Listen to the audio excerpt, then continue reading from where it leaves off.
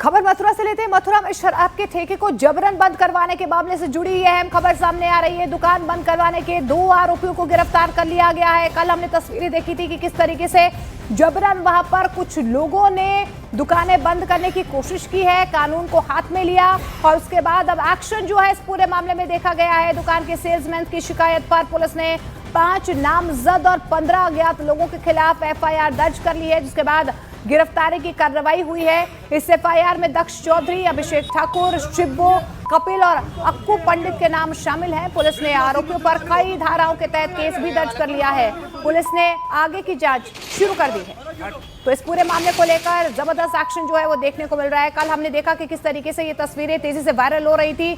जबरन यहाँ पर शराब की दुकानों को बंद करवाया जा रहा था। लाइसेंस ये दुकानें हैं। आबकारी विभाग ने संज्ञान जरूर इन तस्वीरों का लिया, जिसके बाद जो दुकानदार हैं उनकी शिकायत पर जो है एफआईआर दर्ज की गई है।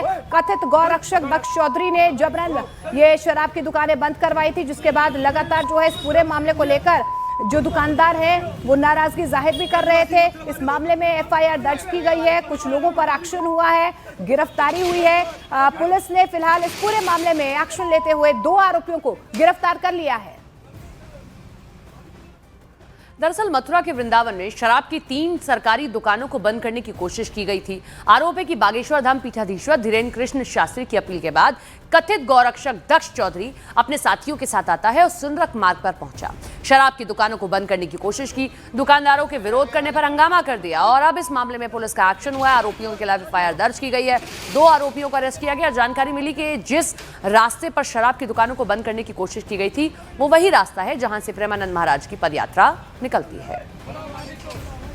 वृंदावन में सुनरक के पास शराब का ठेका है, जिसमें कुछ व्यक्तियों के द्वारा उसको बंद कराए जाने का एक वीडियो वायरल हुआ था, जिसके संबंध में जो ठेके का जो सेल्समैन है उसके द्वारा एक अभियोग कोतवाली वृंदावन में पंजीकृत कराया गया था, जिसमें 5 नामजद और 10-15 अज्ञात व्यक्तियों के विरुद्ध अभियोग पंजीकृत हुआ था। उसमें से 2 व्यक्ति शिब्बो और कपिल को गिरफ्तार कर लिया गया है।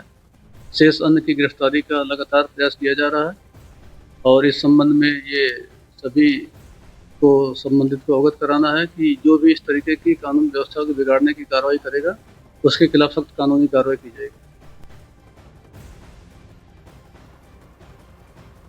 अब आपको उस कथित गौरक्षक आरोपी दक्ष चौधरी का वो बयान भी सुनवाते हैं जब वो शराब की दुकानों को बंद करवाने यहाँ पर गया था।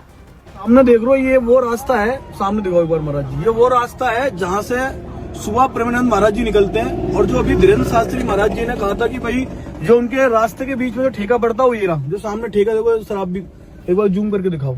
ये देखो, ये शर्म की बात है, ब्रजवासियों के लिए शर्म की बात है, मथुरा वासियों के लिए शर्म की बात है कि इस पावन भूमि पर, इस पावन धरती पे जब साक्षात भगवान श्री कृष्ण ने जन्म लिया, वहां पे दारू बिक रही है, मांस बिक रहा है। सिर्फ नशा मुक्त वृंदावन, नशा मुक्त ब्रजवास कहने से नहीं होगा, करना पड़ेगा। इनके इलाज करने पड़ेंगे तब बंद होगा। और इलाज कैसा होता है हम दिखाएंगे इनका कैसे इलाज करना होता है। ये तस्वीरें देखिए, ये कथित गौरक्षक कैसे जबरन शराब की दुकानें बंद करवाते हैं। आपको बता दें कि बागेश्वर धाम के पीठाधीश्वर धीरेन्द्र कृष्ण शास्त्री की यात्रा यहां से निकल रही थी और तब उन्होंने इस बात का जिक्र किया था और उसी को लेकर इन्होंने ये बवाल किया।